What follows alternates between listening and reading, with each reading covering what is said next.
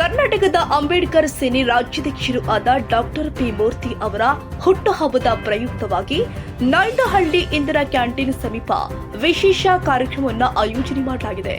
ಸಮಾಜಮುಖಿ ಚಟುವಟಿಕೆಗಳಿಗೆ ಹೆಸರುವಾಸಿಯಾದ ಡಾಕ್ಟರ್ ಪಿ ಮೂರ್ತಿ ಅವರ ಜನ್ಮದಿನವನ್ನು ಅರ್ಥಪೂರ್ಣವಾಗಿ ಆಚರಿಸಲು ಸಂಘಟಕರು ಸಿದ್ಧತೆಗಳನ್ನು ಕೈಗೊಂಡಿದ್ದಾರೆ.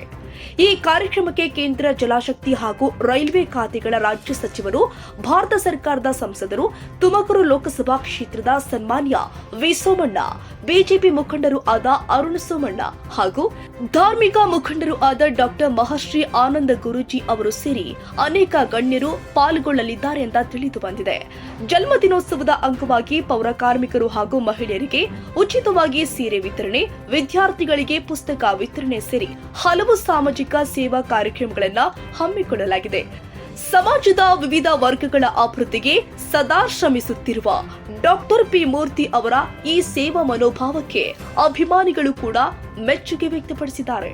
ಸಂಘಟಕರು ಸಾರ್ವಜನಿಕರಿಗೆ ಕರೆ ಕೊಟ್ಟಿದ್ದು, ಕುಟುಂಬ ಸಮೇತ ಆಗಮಿಸಿ ಡಾಕ್ಟರ್ ಪಿ ಮೂರ್ತಿ ಅವರನ್ನ ಹರಸಿ ಹಾರೈಸುವಂತೆ ಮನವಿ ಮಾಡಿದ್ದಾರೆ. ಕಾರ್ಯಕ್ರಮವನ್ನು ಯಶಸ್ವಿಯಾಗಿ ನಡೆಸಲು ಕಾರ್ಯಕರ್ತರು ಹಾಗೂ ಅಭಿಮಾನಿಗಳು ಸಕ್ರಿಯವಾಗಿ ಭಾಗವಹಿಸಬೇಕು ಅಂತ ಕೋರಲಾಗಿದೆ.